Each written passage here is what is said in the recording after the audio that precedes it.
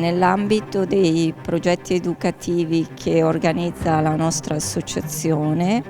abbiamo ideato un progetto che prende lo spunto dal centenario della nascita del Liceo Scientifico Belfiore. Attraverso lo studio delle sedi, la ricerca è stata fatta all'archivio storico del Comune di Mantova. Cerchiamo di far affrontare ai ragazzi un tipo di esperienza diversa da quella che fanno a scuola, quindi con la ricerca proprio delle fonti nell'archivio, l'analisi, lo studio degli edifici che sono stati diversi nel corso dei 100 anni, anche osservando come da un piccolo liceo di solo 2 classi è poi cresciuto fino agli anni 60, quando viene realizzato proprio la sede di Via Tione, ex novo,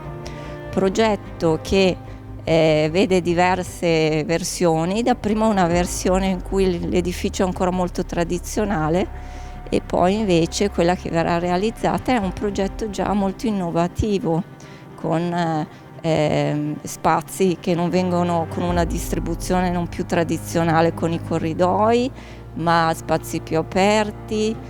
più organici, con laboratori, aule specialistiche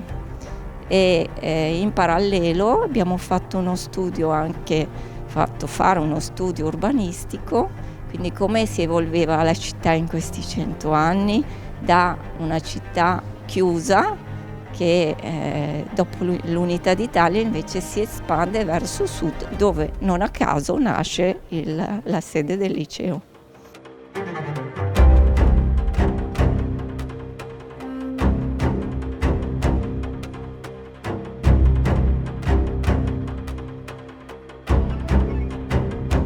In questo progetto abbiamo partecipato in diverse classi, tra terze, quarte e quinte. Ci siamo recati presso l'archivio comunale storico di Mantova, in cui abbiamo analizzato i diversi progetti di questi 100 anni del liceo. Si può notare come l'aumento degli studenti in questi diversi anni ha portato al diverso cambio di sedi, infatti dalla periferia anche se è spostata al centro e viceversa. I progetti di questa scuola si sono adeguati anche negli anni agli edifici comunali e provinciali fino alla costruzione della sede ex novo in Via Tione, che adesso è di nuovo in ristrutturazione. Per noi studenti è un piacere presentare questa mostra con il supporto di questi 16 pannelli presentati da noi ai visitatori che verranno a trovarci.